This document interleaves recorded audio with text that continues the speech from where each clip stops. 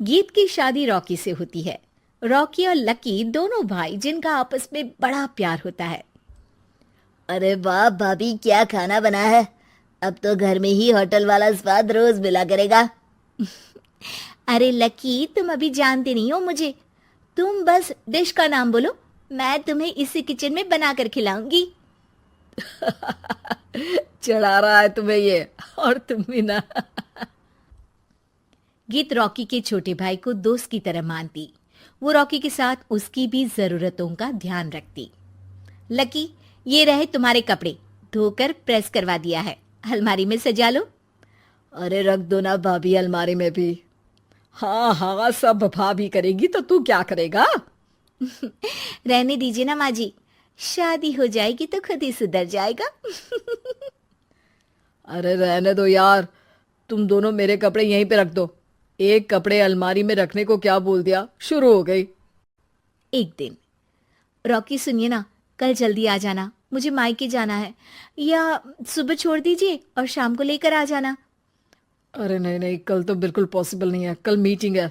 तुम लकी के साथ चली जाओ ना, और उसे कह देना कि शाम को लेकर भी आ जाएगा। लकी भाभी को लेकर मायके जाता है, शाम को लेकर भी आता है। आते वक्त, लकी, तुम्हारे लिए मैंने एक लड़की देखी है, बहुत सुंदर है। अच्छा, क्या बात है भाभी, मुझे भी दिखा दो। और उससे भी पूछ लो कि मुझसे शादी करेगी ना। इतनी सुंदर होगी तो मुझसे क्यों शादी करेगी भाभी। अरे वाह, क्या बुराई है तुम में, इतने अच्छे हो दिखने में।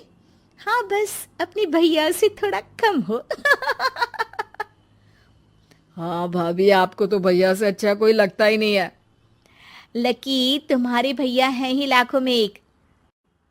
रात में दोनों घर आते हैं, लेकिन थोड़ी ही देर में उनके घर रॉकी की मौत की खबर आती है। हे भगवान, ये क्या हो गया। मेरा बेटा मुझे वापस कर दो। सब मिलकर माँ और गीत को संभालते हैं। एक दिन, गीत बेटा, अब तो रॉकी रहा नहीं। तू देख ले, अगर मायके जाना हो तो। गीत कुछ नहीं बोलती और कमरे में चली जाती है। एक दिन बुआ सास उन लोगों के घर आती है। अरे भाभी, किसकी नजर लग गई आप लोगों के घर में। मुझे तो लगता है कि इस लड़की के ही पैर ठीक नहीं है, तभी तो आते ही हमारे घर का चिराग खा गई। बुआ सास की बात सुनकर गीत को रोना आ जाता है। वो अपने कमरे में जाकर जोर जोर से रोने लगती है। लकी को ये सब देखकर अच्छा नहीं लगता। बुआ क्या बोल रही हैं? किसी का जीना मरना ऊपर वाले के हाथ होता है, ना कि किसी के पैर पर। अरे देख लो भाभी, छोटा भी हाथ से निकल रहा है। ऐसा ना हो कि ये लड़की सबको आपके खिलाफ कर दे। तभी वहां गीत चाय लेकर आती है। लीजिए बुआ जी, चाय पी लीजिए। बुआ तो घर से चली जाती है, लेकिन सास के मन में गीत को लेकर नेगेटिव विचार भर जाते हैं। अब देख गीता, बहुत हुआ, यहाँ रहकर भी कुछ नहीं होगा। अच्छा होगा कि अपने मम्मी पापा को बोल के तुझे यहाँ से लेकर जाए। और गीत अपने मायके चली जाती है, जहां आस पड़ोस के लोग कहते हैं, अरे रे, बेचारी की शादी के 2 साल ही हुए थे, लेकिन पति नहीं रहा। सास ने भी घर से निकाल दिया। देखो भाई भाभी कब तक साथ रखते हैं। और शादी करा देनी चाहिए इसकी, तो उम्र ही क्या है इसकी। हाँ, लेकिन करेगा कौन। एक तो शादीशुदा, ऊपर से कलंक पति की मौत का। तभी वहां लकी आ जाता है और वो पड़ोसियों की बात सुन लेता है। लकी, तुम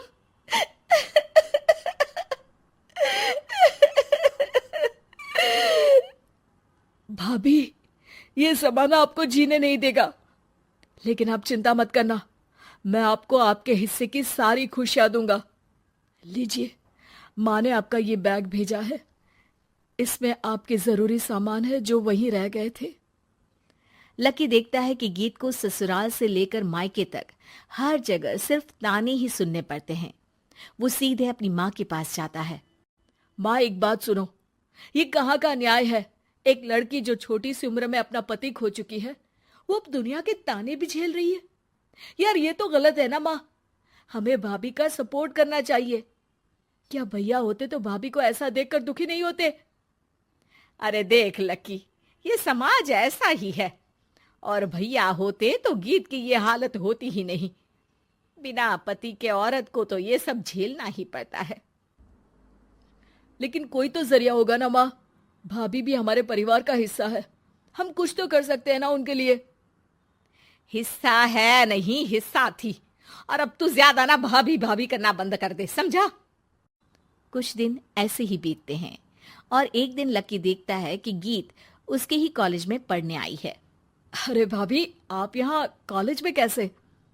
लकी, मैंने पढ़ने का निर्णय लिया है। शादी के कारण मेरी पढ़ाई को बीच में ही रोक दिया गया था, पर अब जब कुछ नहीं बचा तो मैंने सोचा पढ़ाई में ही मन लगाऊं। अरे आपने बिल्कुल सही सोचा भाभी।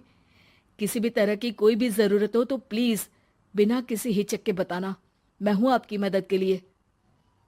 लेकिन कहते हैं ना, गीत की जिंदगी में सब कुछ बहुत दिनों के लिए ठीक नहीं रहा और एक दिन क्लास में, अरे ये विधवा है, इसकी तो शादी हो चुकी है। क्या बात कर रहे हो? हमारे साथ तो बैठकर ऐसे पढ़ाई करती है जैसे बच्ची हो। अरे बच्ची नहीं, बहुत शातिर है ये। किसी को नहीं बताया कि ये शादीशुदा है, वरना हम इसे आंटी आंटी कहकर पुकारते ना। अरे अब तो पता चल गया ना आंटी जी। Aunty aunty. फिर क्या, सभी गीत को आंटी बोलकर चिढ़ाने लगते हैं। गीत को रोना आ जाता है और वो क्लास के बाहर जाकर रोने लगती है। सामने से लकी आ जाता है। अरे क्या हुआ भाभी, आप रो क्यों रही हैं? तभी पीछे से एक लड़की आ जाती है। हे हैंडसम, इस औरत से ना दूर रहना, इसके प्यार में मत पड़ जाना, क्योंकि ये शादीशुदा है।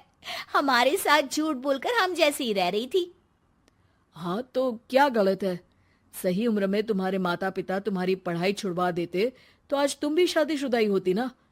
और इनका पति नहीं रहा, उसमें इनका क्या कसूर? अरे कोई अपने जीवन को नई शुरुआत दे रहा है तो तुम लोगों को क्यों मिर्ची लग रही है? अरे तुझे बड़ी दया आ रही है, कर लेना तू शादी। लकी तब तो कुछ नहीं बोलता, लेकिन ये बात उसके मन में घर कर जाती है। और फिर एक दिन, माँ, मैं गीत से शादी करना चाहता हूँ। अरे क्या बक रहा है बेटा, तेरा भाई तो खा गई वो, अब मैं अपना दूसरा लड़का नहीं खो सकती। नहीं माँ, मैं गीत को यूं परेशान नहीं देख सकता।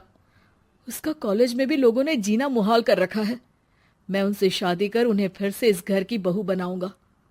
तुम मानती हो तो ठीक है, नहीं तो मैं घर छोड़कर चला जाऊंगा। अरे मुझे मंजूर है बेटा। लकी माँ के साथ गीत के घर जाता है और उसका हाथ मांगता है। घर वाले मान जाते हैं। थोड़े से इनकार के बाद गीत भी लकी से शादी करने को मान जाती है।